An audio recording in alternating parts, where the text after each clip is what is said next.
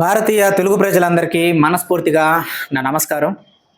ఈరోజు మనం Ayn Rand the fountain head సిరీస్లో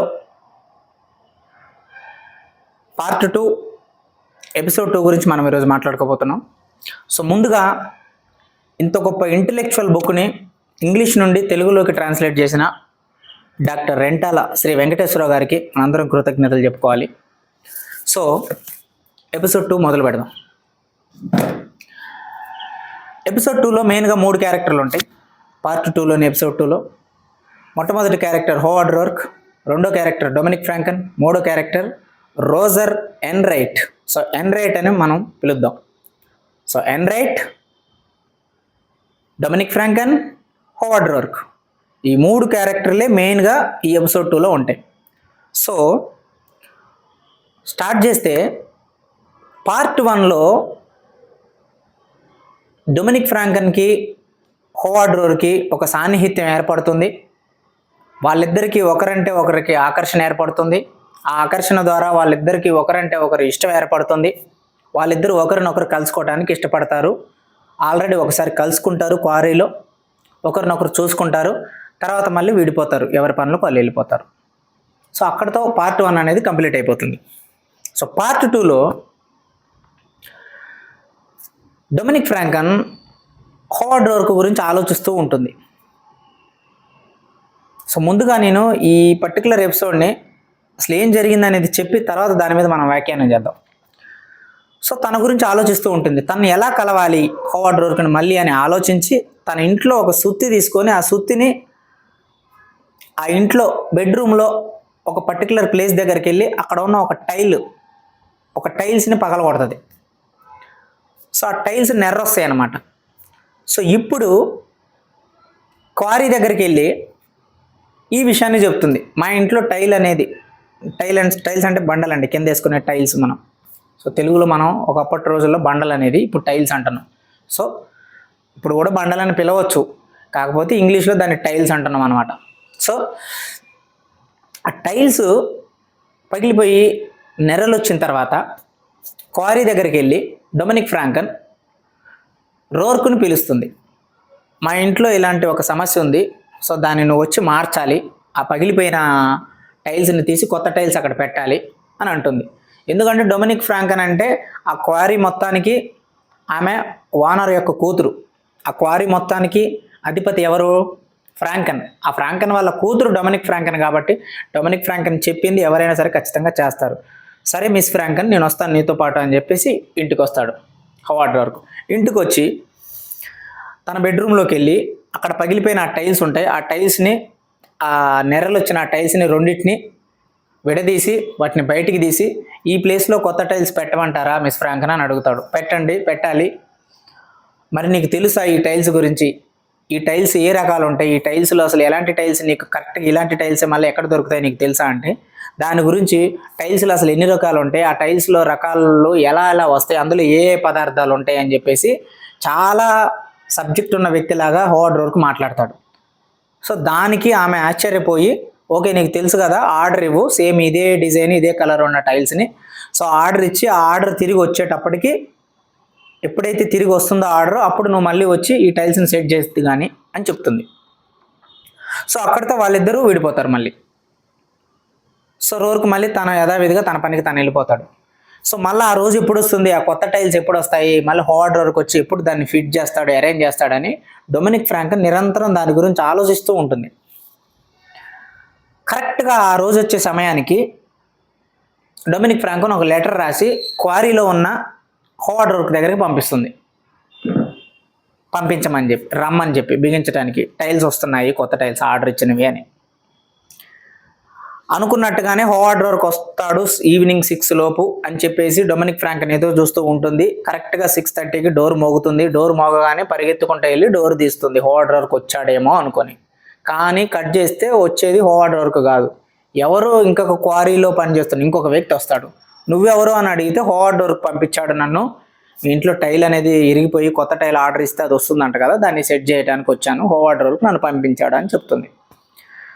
సరే ఆ మాట విని ఓకే రా అని చెప్పి లోపలికి పిలిచి తనకి ఆ ప్లేస్ని చూపెడుతుంది. ఆ కొత్త టైల్ని ఆ వ్యక్తి తీసి సెట్ చేసి ఫిట్ చేసి వెళ్ళిపోతాడు. సో తన మీద కోపం వస్తుంది హోవార్డ్ రోర్క్ మీద. ఎవరికి? డొమినిక్ ఫ్రాంకన్కి. ఎందుకు రాలేదు అని. సో పరిగెత్తుకుంటా ఇంటి నుంచి బయటికి వెళ్ళి తనకున్న గుర్రం ఉంటుంది, ఆ గుర్రాన్ని ఎక్కి ఆ గుర్రం స్వారీ చేసుకుంటూ క్వారీ దగ్గరికి వెళ్తుంది. క్వారీ మొత్తం వెతుకుతుంది, హోవార్డ్ రోర్క్ ఎక్కడా కనపడడు. ఇంకా కోపంగా అన్ని చోట్ల వెతుకుతూ ఉంటుంది. వెతుకుతూ ఉండగా ఆ పక్కనే ఉన్న ఒక చిన్న అడవి ఉంటే ఆ అడవిలో కూడా వెళ్తుంది. ఆ అడవిలో మన హోవార్డ్ రోర్క్ కనపడతాడు. కనపడినప్పుడు ఎందుకు రాలేదు అని అడుగుతాడు. ఎందుకు రాలేదు నువ్వు అని అడుగుతుంది. అప్పుడు హోవార్డ్ రోర్క్ అంటాడు, అవి టైల్సే కదా, ఎవరేసినా ఏముంది అనుకొని, మీకు ఎవరేసినా పెద్ద ప్రాబ్లం లేదు కదా అని చెప్పి నేను తనని పంపించాను మిస్ ఫ్రాంకన్ అంటాడు. ఈ మాటకి డొమినిక్ ఫ్రాంకన్ ఏం మాట్లాడాలో తెలియక తన చేతిలో అప్పటికి తన పక్కన ఒక చిన్న చెట్టు ఉంటే ఆ చెట్టుకున్న కొమ్మని జస్ట్ అట్ట ఎరగదీసి ఆ కొమ్మతో కొడుతుంది. హోవార్డ్ రోర్క్ ముఖం మీద కొట్టి ఆ గుర్రం మీద మళ్ళీ ఫాస్ట్గా వెళ్ళిపోతుంది. వెళ్ళిపోయిన తర్వాత మళ్ళీ తన గురించి ఆలోచిస్తూ ఆ రూమ్లో కూర్చుంటుంది. తనకి ఏమైంది, నేను ఎందుకు అసలు ఆలోచిస్తున్నాను, నాది ఇష్టమా ఆకర్షణ, అసలు ఎందుకు నాకు ఇంత ఒక ప్రెషర్ ఒత్తిడి నాకు కలుగుతుంది, ఒక మనిషి మీద నేను జీవితంలో ఎప్పుడు ఒక మనిషి గురించి ఇంత స్ట్రాంగ్గా ఇంత ఇంటెన్షన్గా నేను ఏ రోజు ఎప్పుడు ఆలోచించలేదు నేను ఏ రోజు, కానీ ఎందుకు నేను ఇట్లా ఆలోచిస్తున్నాను అని తన గురించి ఆలోచించొద్దు అని అనుకుంటూనే ఉంటుంది, మళ్ళీ ఇంకో పక్క ఆలోచిస్తూనే ఉంటుంది. ఇలా పూర్తిగా తన యొక్క ఊహలో తన యొక్క ఇమాజినేషన్లో హోవార్డ్ రోర్క్ గురించి ఆలోచిస్తూ మంచం మీద కూర్చుంటుంది. కరెక్ట్గా అదే సమయానికి హోవార్డ్ రోర్క్ ఆ ఇంటి పక్కనే ఉన్న తోటలోంచి డొమినిక్ ఫ్రాంకన్ ఉన్న రూమ్లోకి వస్తాడు. డొమినిక్ ఫ్రాంకన్ ఉన్న రూమ్లోకి వచ్చిన తర్వాత వాళ్ళిద్దరు మళ్ళీ ఒకరినొకరు చూసుకొని అక్కడ వాళ్ళ ఇద్దరి యొక్క ఇష్టం మీద, వాళ్ళ ఇద్దరి యొక్క సమ్మతి ద్వారా వాళ్ళిద్దరు కలుస్తారు అంటే శారీరకంగా కలుస్తారు వాళ్ళిద్దరు. సో శారీరకంగా కలిసిన తర్వాత ఈ పాయింట్ గుర్తుపెట్టుకోండి, శారీరకంగా కలుస్తారు అన్న విషయాన్ని లాస్ట్లో మాట్లాడుకుందాం. వాళ్ళిద్దరు శారీరకంగా కలుస్తారు. శారీరకంగా కలిసిన తర్వాత కొంతసేపు గడిపిన తర్వాత హోవార్డ్ రోర్క్ మళ్ళీ యథావిధిగా ఆ ఇంటి నుంచి బయటికి వెళ్ళిపోతాడు. డొమినిక్ ఫ్రాంకన్ అక్కడే ఆ రూమ్లోనే ఉంటుంది. సో ఏం జరిగింది, ఎలా జరిగింది, ఎందుకు జరిగింది అనే విషయం వాళ్ళ మనసుల్లో నుంచి అసలు లేకుండా ఒక శూన్యమైన స్థితిలో, ఒక ఆలోచన లేని స్థితిలో వాళ్ళిద్దరు అలా ఉండిపోతారు. డొమినిక్ ఫ్రాంకన్ దాని గురించి ఆలోచించదు, హోవార్డ్ రోర్క్ దాని గురించి ఆలోచించరు. ఇద్దరు వెళ్ళిపోతారు, అంటే ఇద్దరు విడిపోతారు. దాని తర్వాత తెల్లారి కట్ చేస్తే పేపర్ చదువుతూ ఉంటాడు హోవార్డ్ రోర్క్. పేపర్ చదువుతూ ఉన్నప్పుడు రోజర్ ఎన్రైట్ అనే వ్యక్తి పేపర్లో ఒక ప్రకటన ఇస్తాడు. రోజర్ ఎన్రైట్ అనే వ్యక్తి ఒక పెద్ద బిజినెస్ మ్యాన్. అతను ఒక పెద్ద బిల్డింగ్ కట్టాలని చెప్పి అమెరికాలో ఉన్న పెద్ద ఆర్కిటెక్ట్స్ అందరినీ పిలిపించి వాళ్ళ ద్వారా ప్లానింగ్స్ తీసుకొని ఎంతోమంది చేత పని స్టార్ట్ చేయించి బిల్డింగ్ కొంతవరకు పూర్తయిన తర్వాత కూడా మొత్తం డిమాలిష్ చేసి ఆ బిల్డింగ్ కట్టడాన్ని ఆపేస్తాడు. ఎందుకంటే ఏ ఆర్కిటెక్చర్ గీసిన ప్లానింగ్ కానీ డిజైన్ కానీ, ప్లానింగ్ బాగుండి కట్టడం స్టార్ట్ చేసిన తర్వాత అది నచ్చక కూల్ చేయటము, లేదంటే ప్లానింగ్ ఇస్తే ప్లానింగ్ స్టేజ్లోనే అది నచ్చకపోవడము, మొత్తానికి అందరి ఆర్కిటెక్ట్స్ని ఎన్రైట్ రిజెక్ట్ చేస్తాడు. రిజెక్ట్ చేసిన తర్వాత ఇంకా ఎవరైనా ఉన్నారా అని తన యొక్క ఆశ కోసం, ఇంకా మంచివాడు ఉంటే ఇంకా మంచి కట్టడం వస్తుందని పేపర్లో ప్రకటనిస్తాడు. ప్రకటన ఇచ్చిన తర్వాత మళ్ళా రోర్క్కి ఎలా ఉంటుందంటే, సో ఇది కూడా లాస్ట్లో మాట్లాడదాం. రోర్క్ ఆ ప్రకటన చూస్తాడు. ప్రకటన చూసిన తర్వాత తనకు మళ్ళీ తన పాత రోజులు ఒకసారి గుర్తొస్తాయి. తను ఏం కట్టాలనుకున్నాడు, అసలు ఎలాంటి భవనాలు కట్టాలనుకున్నాడు, తాను ఇక్కడ ఏం పని చేస్తున్నాడు, రెండింటికి ఎంత వ్యత్యాసం ఉంది, తాను కట్టగలను అనుకున్న బిల్డింగ్స్ కట్టలేక వెనుదిరిగి రావటము అనే ఒక బాధ అతని మనసును మళ్ళీ ఆవరించి కాసేపు బాధపడతాడు. అక్కడి నుంచి వెళ్ళిపోతాడు. అక్కడి నుంచి వెళ్ళి తన రూమ్లో పడుకుంటాడు, నిద్రపోతాడు ఆ నైట్. తెల్లారి నిద్రలేసే టైంకి ఒక ఉత్తరం వస్తుంది అతని రూమ్కి. ఆ ఉత్తరం ఎవరి దగ్గరకు వస్తుంది అంటే, ఆ ఉత్తరం ఫస్ట్ మైక్ దగ్గరకు వస్తుంది. తన ఫ్రెండ్ మైక్ ఉన్నాడు కదా, హెన్రీ కెమెరాన్ దగ్గర పనిచేసిన మైక్ దాన్ని ఇక్కడికి పంపిస్తాడు. ఎందుకంటే ఈ పని ఇక్కడ సెట్ చేసిందే మైక్ కదా రోర్క్ని ఈ క్వారీలో. సో ఆ ఉత్తరంలో ఏముంటుందంటే, మిస్టర్ రోర్క్, ఫార్గో అంటే ఇంతకుముందు ఎపిసోడ్స్లో ఫార్గో అనే వ్యక్తికి ఒక బిల్డింగ్ కట్టాడు కదా హోవర్డ్ రోర్క్. ఫార్గో బిల్డింగ్ కట్టిన వ్యక్తి నువ్వే గనక అయితే నిన్ను ఒక్కసారి నేను కలిసి నా బిజినెస్కి కావాల్సిన బిల్డింగ్ గురించి నీతో మాట్లాడాలనుకుంటున్నాను. ఈ అవకాశాన్ని నువ్వు సద్వినియోగం చేసుకొని నన్ను కలుస్తావని నేను ఆశిస్తున్నాను. ఇట్లు అండ్ రైట్ అని రాసి ఉంటుంది ఆ ఉత్తరంలో. కట్ చేస్తే రోర్క్ ఇమీడియట్గా ట్రైన్ ఎక్కి న్యూయార్క్కి వెళ్తానే ఉంటుంది ట్రైన్. అంటే ఇమీడియట్గా ట్రైన్ జర్నీ స్టార్ట్ అయిపోయి న్యూయార్క్ ట్రైన్ వెళ్తూ ఉండగా ఆ ట్రైన్లో హోవర్డ్ రోర్క్ ఉంటాడు ఆల్రెడీ.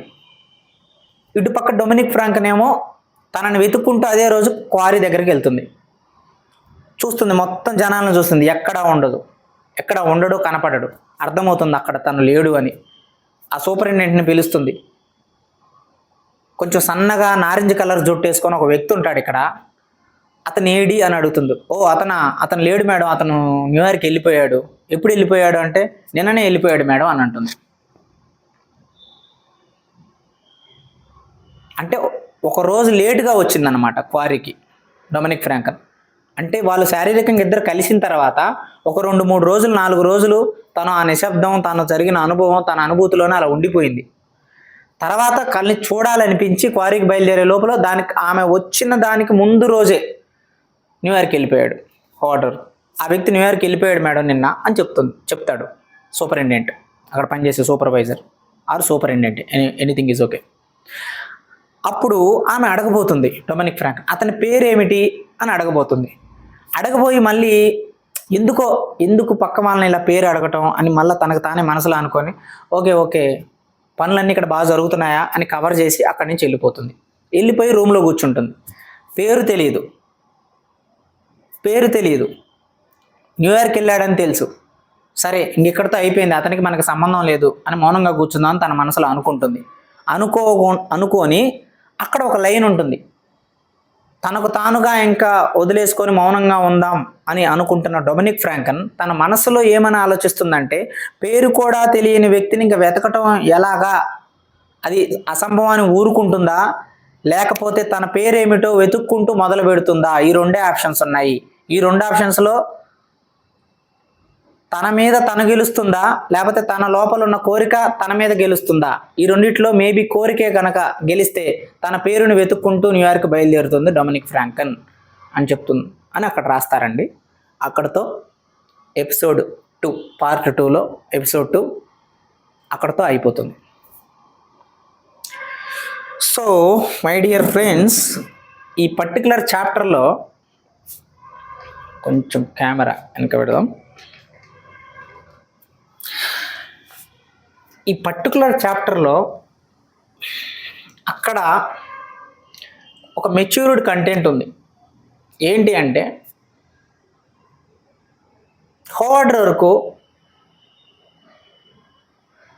ఒక రోజు నైట్ శారీరకంగా వాళ్ళు కలిసిన రోజు డొమినిక్ ఫ్రాంకన్ ఇరిగిపోయిన టైల్స్ దాన్ని మళ్ళీ కొత్త టైల్స్ వచ్చింది బిగించడానికి రమ్మని అన్నప్పుడు హోవర్డ్ రోర్క్ తను రాకుండా వేరే వ్యక్తిని పంపిస్తాడు కదా, సో ఎందుకు రాలేదని తిరిగి వెళ్ళి డొమినిక్ ఫ్రాంకన్ అన్నప్పుడు ఎవరు వస్తే ఏముంది, మీకు ఎవరు ఫిట్ చేసినా అది ఓకే కదా, పని జరగటం కావాలి కదా మీకు, అందుకే నేను రాలేదు మిస్ ఫ్రాంకన్ అంటాడు. సో అప్పుడు ఆ మాటకి మిస్ ఫ్రాంకన్ తన చేతిలో ఉన్న కొమ్మను తీసుకొని ముఖం మీద కొట్టి వెళ్ళిపోతుంది. కట్ చేస్తే అదే రోజు నైటు డొమినిక్ ఫ్రాంకన్ ఇంటికి హోవర్డ్ రోర్క్ వెళ్తాడు. అక్కడ జరిగిన వాళ్ళ ఆ బెడ్రూమ్లో జరిగిన పరిస్థితుల కారణంగా వాళ్ళిద్దరూ శారీరకంగా కలుస్తారు, మళ్ళీ విడిపోతారు. అయితే అక్కడ జరిగిన పరిస్థితుల కారణంగానే నేను చెప్పాను కదా, ఆ పరిస్థితుల కారణంగా అంటే మొత్తం ఆ పరిస్థితుల్ని ఈ పుస్తకంలో ఐన్ ర్యాండ్ గారు ఎలా పొందుపరిచారు, ఆ మొత్తం జరిగిన పరిస్థితుల కారణానికి ఆ పరిస్థితులని తాను ఒక మాటతో అక్కడ దాన్ని ఎక్స్ప్లెయిన్ చేశారు. ఏమిటి అంటే, బలవంతం చేశారు అనే పదం వాడారు. ఇట్స్ నథింగ్ బట్ అత్యాచారం అనే పదం వాడారు అక్కడ. అంటే డొమినిక్ ఫ్రాంకన్ని హోవర్డ్ రోర్క్ అత్యాచారం చేసి వెళ్ళిపోయాడు అని ఐన్ ర్యాండ్ గారు అక్కడ రాశారు. చాలామంది పుస్తకం చదువుతున్న వాళ్ళకి డౌట్ రావచ్చు, రోర్క్ ఇంత కన్సిస్టెంట్గా ఉంటాడు, ఇంత చిత్తశుద్ధి గలవాడు, నిజాయితీ గలవాడు, ఇలాంటి వ్యక్తి రోర్క్ ఎందుకు ఇట్లా చేశాడు? డొమినిక్ ఫ్రాంకన్ యొక్క అనుమతి లేకుండా డొమినిక్ ఫ్రాంకన్ బెడ్రూమ్లోకి వచ్చి తనని బలవంతం చేసి కలిసిన తర్వాత శారీరకంగా యాజ్ ఇట్ ఈజ్గా మళ్ళా వెళ్ళిపోయాడు. ఇది ఎంతవరకు సాధ్యం? ఒక మనిషి ఇలా ఎందుకు ప్రవర్తించాడు? అసలు ఇలా ఎలా ప్రవర్తించాడు? అంతకుముందు రోర్కు డబ్బుకి, పెత్తందారీ వ్యవస్థకి, పెట్టుబడి వ్యవస్థకి, అధికారానికి, దేనికి తల వంచకుండా జీవితం అంటే ఒక ప్రయోజనం, ఒక ఉద్దేశం ఉంటుంది. ఒక మనిషి ప్రాణానికి, ఒక మనిషి ప్రాణంలో ఉన్న ప్రతి అవయవానికి ఎలాంటి ఉద్దేశం అయితే ఉంటుందో అలాగే ఒక బిల్డింగ్లోని ప్రతి భాగానికి ఒక ఉద్దేశం, ప్రయోజనం ఉంటుంది. It is the purpose of human beings or any material. So ఎప్పుడైతే ఆ ఉద్దేశం, ప్రయోజనం దెబ్బతింటుందో అప్పుడు దానికి ఇంకా వాల్యూ ఉండదు. సో అందుకే ఏదైనా సరే ఒక బిల్డింగ్కి ఒక ప్లానింగ్ ఉంటుంది. ఆ ప్లానింగ్ మన అవసరాన్ని బట్టి రావాలి, కానీ ఎదుటి వాళ్ళకి ఎక్స్పోజ్ చేయాలని చెప్పి ఉద్దేశంతో రావద్దని ఇలాంటి ఒక క్యారెక్టరిస్టిక్ మాటలు మాట్లాడి పెద్ద పెద్ద క్లయింట్స్ని, పెద్ద పెద్ద కాంట్రాక్ట్స్ని వద్దు అనుకొని వచ్చి ఒక వర్కర్ లాగా క్వారీలోకి వచ్చి డ్రిల్లింగ్ చేస్తూ ఒక కూలీ జీవనాన్ని బతుకుతున్న హోవార్డ్ రోర్కు ఎందుకు డొమినిక్ ఫ్రాంకన్ రూమ్లోకి వెళ్ళి తనను అత్యాచారం చేశాడు? ఇంగ్లీష్లో రేప్ అనే పదం వాడారు అక్కడ. అంటే ఇక్కడ మనం అర్థం చేసుకోవాల్సింది ఏంటంటే, వాస్తవానికి తాను బలవంతం చేయలేదు డొమినిక్ ఫ్రాంకన్ని. కానీ అక్కడ ఆమె వర్ణించిన తీరు, ఐన్ ర్యాండ్ గారు వర్ణించిన తీరు, ఒక అమ్మాయికి ఇష్టం లేకుండా మనం ఆ అమ్మాయిని శారీరకంగా కలవాలని చూస్తే దాన్ని బలవంతం అనో, అత్యాచారం అనో, ఇంగ్లీష్లో రేప్ అనో మనం అంటాం. కానీ లక్షణాలు అవే ఉన్నాయి. లక్షణాలు ఉన్నాయి కాబట్టి అక్కడ అత్యాచారం అనే పదం ఐన్ ర్యాండ్ గారు వాడాల్సి వచ్చింది. ఎందుకంటే ఇప్పుడు మనం ఒక దేవుడికి ఒక జంతువుని బలిస్తాం. దాన్ని మనం ఏమంటాం? ఈరోజు అమ్మవారికి, ఇప్పుడు తెలంగాణలో ఎక్కువ రేణుకా ఎల్లమ్మ జాతర జరుగుతుంది. సో మా ఊర్లో అయితే, మా పల్నాడులో అయితే అప్పుడప్పుడు ఊరికి దగ్గరలో మైసమ్మ అని ఒక టెంపుల్ ఉంటుంది. మైసమ్మ దగ్గర అక్కడ కూడా జంతువుల్ని బలిస్తాం పండగలప్పుడు. సో ఎవరు కూడా జంతువుని చంపి అమ్మవారికి బలిచ్చాము, అమ్మవారికి కానుక ఇచ్చామని ఎవరు అనరు. అమ్మవారికి కానుక ఇచ్చామని అంటారు, దేవుడికి కానుక ఇచ్చాము జంతువుని అంటారు. ఎందుకు చంపాము అనరు. కానీ అదే నువ్వు రోడ్డు మీద ఒక రాడ్ తీసుకొని ఒక జంతువు మీద నువ్వు కొడితే నీ మీద కేసు అవుద్ది, ఎందుకంటే నువ్వు అక్కడ జంతువుని చంపినట్టు. కానీ ఇదే పని నువ్వు దేవుడు అనే కాంటెక్స్ట్లో చంపుతావు, కానీ అక్కడ కానుక అంటారు, దాన్ని చంపటం అన్నారు. ఎందుకు తేడా వస్తుంది? బికాస్ నీ ఉద్దేశంలో, నీ ప్రయోజనంలో తేడా ఉంది. ఒకటే పని ఉద్దేశాన్ని బట్టి, ప్రయోజనాన్ని బట్టి దాని యొక్క అర్థం మారిపోతుంది. నువ్వు పెళ్ళి కాకముందు నీ డెసిగ్నేషను నువ్వు ఒక కొడుకువో, అన్నవో, తమ్ముడువో. పెళ్ళైన తర్వాత నువ్వు ఒక భర్తవు అవుతావు. పిల్లలు పుట్టిన తర్వాత తండ్రి అవుతావు. మనవాళ్ళు పుడితే తాత అవుతావు. ఆఫీస్లో మేనేజర్ అవుతావు, లేకపోతే టీమ్ లీడర్ అవుతావు, లేకపోతే ఎంప్లాయీ అవుతావు. ఓటేసేటప్పుడు ఓటర్ అవుతావు. రోడ్డు మీద నడిచేటప్పుడు పౌరుడు అవుతావు. అసెంబ్లీలో ఉంటే ఎమ్మెల్యే అవుతావు. అందరూ ఒకటే మనిషి. నువ్వు ఎమ్మెల్యే అయినా 2 చేతులే ఉన్నాయి, 2 చెవులే ఉన్నాయి, 2 చేతులే ఉన్నాయి, ఒకటే ముక్కు, ఒకటే నోరు. నువ్వు కాలేజీలో చదువుకున్నప్పుడు నీకు ఇవే ఉన్నాయి, నీకు పెళ్ళైనా ఇవే ఉన్నాయి. కానీ మరి ఎందుకు నీ డెసిగ్నేషన్స్ మారిపోతున్నాయి? ఒకటే వ్యక్తి ఇన్ని పాత్రల్ని పోషించాడు అంటే దాని అర్థం ఏంటి? ఒక్కొక్క పాత్రకి ఒక్కొక్క ఉద్దేశం ఉంటుంది. ఆ ఉద్దేశాన్ని బట్టి అక్కడ నీ డెసిగ్నేషన్ ఉంటుంది. నువ్వు ఒక పిల్లవాడికి నువ్వు తండ్రి అయినప్పుడు, నీకు ఒక పిల్లలు పుట్టినప్పుడు ఒక తండ్రిగా నువ్వు ఆలోచించే ఆలోచన వేరుంటుంది. చాలామంది నాకు 30 సంవత్సరాలు వచ్చిన తర్వాత నేను మా నాన్నగారిని అర్థం చేసుకోవటం, మా నాన్నగారు చెప్పిన కొన్ని పనులు నేను అర్థం చేసుకోవటం నాకు 30 సంవత్సరాలకు అర్థమైంది. కొంత టైంలో నాకు అర్థం కాల. మా నాన్న కొన్ని మాటలు చెప్తున్నవి నాకు కాలేజ్ డేస్లో. ఇప్పుడు అర్థమవుతున్నాయి నాకు ఆ విషయాలు. ఎందుకు? Because you are becoming more mature day by day. అంటే మీ నాన్న వయసుకు నువ్వు చేరుకున్నప్పుడు మీ నాన్న పడ్డ కష్టం, మీ నాన్న అన్న ఆలోచనల, మీ నాన్న ఏదైనా మాట అన్నప్పుడు ఆ మాట తాలూకు వెనక ఉన్న ప్రయోజనం ఇప్పుడు నీకు అర్థమవుతుంది. అంటే ఒకటే పని వివిధ మార్గాల్లో వాటి యొక్క కాంటెక్స్ట్ని బట్టి దాని అర్థం మారిపోతుంది, దాని యొక్క ప్రయోజనాన్ని బట్టి. సో ఇప్పుడు ఇక్కడ డొమినిక్ ఫ్రాంకన్ని హోవార్డ్ రోర్కు బలవంతం చేసి వెళ్ళిపోయాడు అని అక్కడ ఐన్ ర్యాండ్ గారు పొందుపరిచారు. యాక్చువల్గా ఇట్ ఈజ్ ఎ పిక్చర్, అంటే ప్రజెంటేషన్ నీకు అలా కనపడుతుంది. కానీ డొమినిక్ ఫ్రాంకన్ ఇక్కడ సత్యం ఏంటంటే డొమినిక్ ఫ్రాంకన్ కోరుకుంటుంది అదే. హోవార్డ్ రోర్క్ దగ్గర నుంచి డొమినిక్ ఫ్రాంకన్ కోరుకుంటుంది అలాంటి బలవంతమైన శారీరక చర్యనే డొమినిక్ ఫ్రాంకన్ కోరుకుంటుంది. ఇది అక్షరాల నిజం. డొమినిక్ ఫ్రాంకన్ కోరుకుంటుంది అనే విషయం హోవార్డ్ రోర్క్కి ఎప్పుడో తెలిసింది. ఎలా తెలిసింది అంటే దానినే స్పష్టమైన అవగాహన అంటారు. ఒక వ్యక్తికి ఏం కావాలి అనే విషయం ఆ వ్యక్తి యొక్క ప్రజెంటేషన్ని బట్టి, ఆ వ్యక్తి యొక్క ప్రజెన్స్, ఆ వ్యక్తి యొక్క యాటిట్యూడ్ని బట్టి అవతల వ్యక్తికి అర్థమైపోతుంది. దాన్ని ఇంగ్లీష్లో కెమిస్ట్రీ అంటారు. మీరు ఎవరినైనా ప్రేమిస్తే, మీరు ఎవరినైనా ప్రేమించినా, లేకపోతే మీకు ఎవరితోనైనా లివింగ్ రిలేషన్షిప్లో ఉంటే మీకు అర్థమవుతుంది. When you want something from others చెప్పాల్సిన అవసరం లేదు, అది నీకు మీ ఇద్దరి మధ్య ఉండే అవగాహన స్థాయిని బట్టి అర్థమవుతుంది. సో అక్కడ చదివే పాఠకులకి, పుస్తకం చదివే వ్యక్తులకి అది ఒక బలవంతమైన చర్యలాగా నీకు కనిపిస్తుంది. కానీ అందులో దానికంటే చాలా లోతైన ఒక అవగాహన ఉంది. అది వాళ్ళ ఇద్దరి యొక్క అంగీకారాన్ని బట్టే జరిగింది. అది నీకు వాళ్ళిద్దరు, అందుకే ఐన్ ర్యాండ్ గారు అక్కడ క్లియర్గా రాశారు. హోవార్డ్ రోర్క్కి డొమినిక్ ఫ్రాంకన్ అంత ముఖ్యమైన వ్యక్తే గనక కాకపోయి ఉంటే తాను అలా ప్రవర్తించేవాడు కాదు. డొమినిక్ ఫ్రాంకన్కి హోవార్డ్ రోర్క్ అంత ముఖ్యమైన వ్యక్తే కాకపోయి ఉంటే ఆమె అంత ప్రతిఘటించి పోరాడేది కాదు. అంటే దాని అర్థం తాను అలా ప్రవర్తించాలి, డొమినిక్ ఫ్రాంకన్తో హోవార్డ్ రోర్క్ అలా ప్రవర్తించాలి అనే డొమినిక్ ఫ్రాంకన్ యొక్క అంతరంగంలో ఆమె ఆలోచన. ఆమె అలా కోరుకుంది.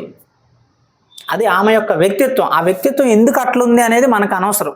Because entire Ayn Rand fountain head is talking about human psychology and human characters and humans behaviour based on the situations, criterias and based on the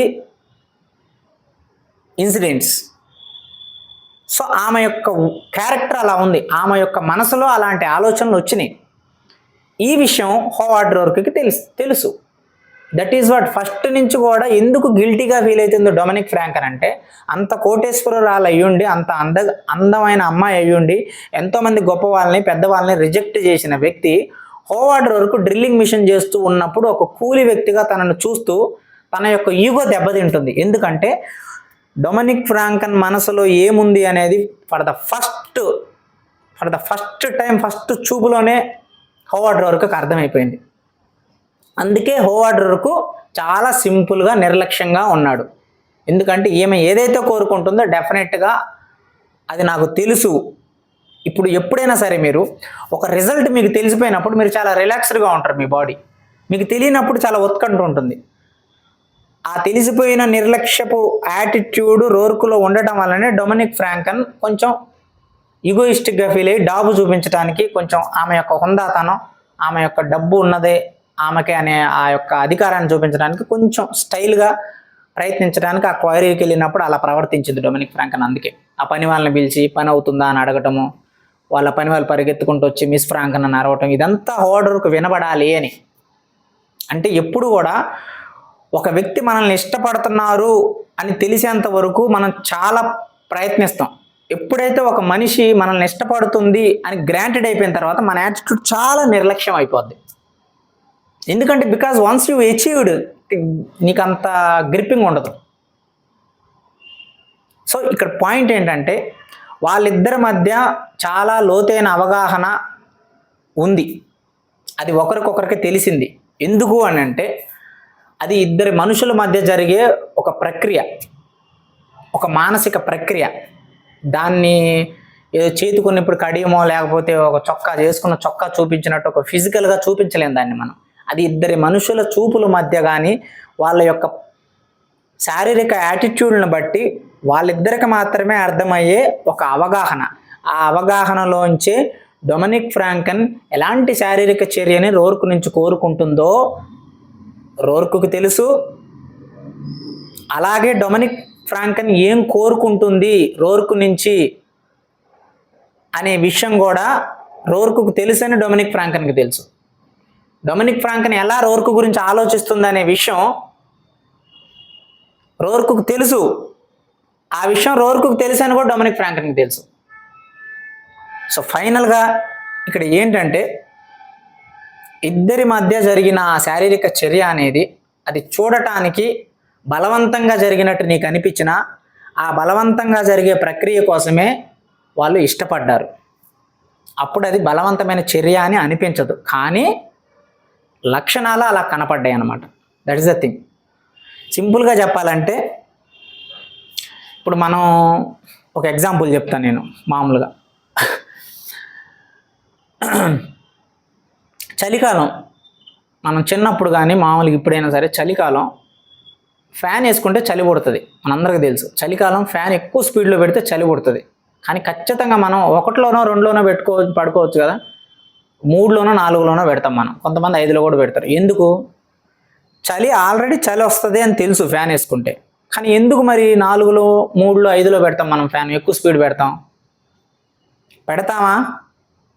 మళ్ళీ దుప్పటి కప్పుకుంటాం. ఎందుకు అంటే చలి పుడుతున్నప్పుడు నువ్వు ఫ్యాన్ కట్టేసి పడుకోవచ్చు ప్రశాంతంగా. కాదు, నువ్వు ఫ్యాన్ వేస్తావు. ఫ్యాన్ స్పీడ్లో పెట్టడం వల్ల చలి వస్తుంది, మళ్ళీ ఆ చలి కోసం దుప్పటి కప్పుకుంటాం. ఈ 2 చర్యలు అన్నెసరీ థింగ్స్ కదా, ఎందుకు చేస్తున్నావు? మళ్ళీ ఈ పిచ్చి కామెడీలు మాట్లాడమాకండి. దోమలు ఉంటాయి, చలికాలమే కానీ దోమలు ఉంటాయి అందుకే ఫ్యాన్ వేస్తున్నామని. ఆ దోమలు లేని సంగతి పక్కన పెట్టండి. దోమలు లేవు, ఏమి లేవు, చలి ఉన్నది, ఫ్రీగా ఉన్నది ఇల్లు. ఫ్యాన్ వేసుకుంటాము, మళ్ళీ చలి పుడుతుంది. ఫ్యాన్ స్పీడ్లో పెట్టేది మనమే, చలి పుడుతుందని మళ్ళీ దుప్పటి కప్పుకునేది మనం. అసలు ఫ్యాన్ వేయకుండా ఉంటే అయిపోద్ది కదా. ఎందుకు మనం వేసుకుంటామంటే మనిషి యొక్క మానసిక స్వభావం ఎట్లుంటుందంటే ఫ్యాన్ వేసుకున్నప్పుడు నీకు చలి వస్తుంది. మనకి ఆ చలి వచ్చినప్పుడు ఆ చలిని నువ్వు ప్రయత్నపూర్వకంగా వ్యతిరేకించాలి. ఎలా వ్యతిరేకిస్తావు చలిని? దుప్పటి కప్పుకోవటం ద్వారా వ్యతిరేకిస్తావు. ఎప్పుడైతే ఫ్యాన్ తిరగటం వల్ల నీకు చలి ఎక్కువ వస్తూ ఉంటుందో, అది నీ శరీరానికి తగులుతుందో, దాన్ని నువ్వు వ్యతిరేకంగా దానికి పోరాడాలి నువ్వు ఆ చలికి. అప్పుడు నీ దుప్పటి ద్వారా దానికి నువ్వు వ్యతిరేకంగా చర్య చూపెడతావు. అప్పుడు ఏమవుతుంది? ఆ వ్యతిరేకమైన చర్యలో నీకు ఒక ప్లెజర్ వస్తుంది, అంటే నువ్వు ఒక ఆనందాన్ని పొందుతావు. ఇది మనందరికీ తెలుసు. మనం చిన్నప్పుడు అందరం ఇట్లా చేసిన వాళ్ళం, ఇప్పుడు కూడా అందరూ ఇట్లా చేస్తున్న వాళ్ళే. అంటే ఒక వ్యతిరేకమైన చర్యలో మనిషికి ఒక ప్లెజర్ వస్తుంది, ఒక ఆనందం వస్తుంది. అంటే ఆ వ్యతిరేకత అనేది ఇద్దరి యొక్క ఇష్టాన్ని బట్టి జరిగినప్పుడు then there is no problem. ఆ వ్యతిరేకమైన చర్య అనేది ఏ ఒక్కరికి ఇష్టం లేకుండా జరిగినా సరే it is a crime for as per law. So Ayn Rand గారు అక్కడ చెప్పిన విషయం ఏంటంటే అది ఆ శారీరకమైన చర్య అనేది వాళ్ళ యొక్క ఇద్దరి ఇష్టం అవగాహనతోనే జరిగింది.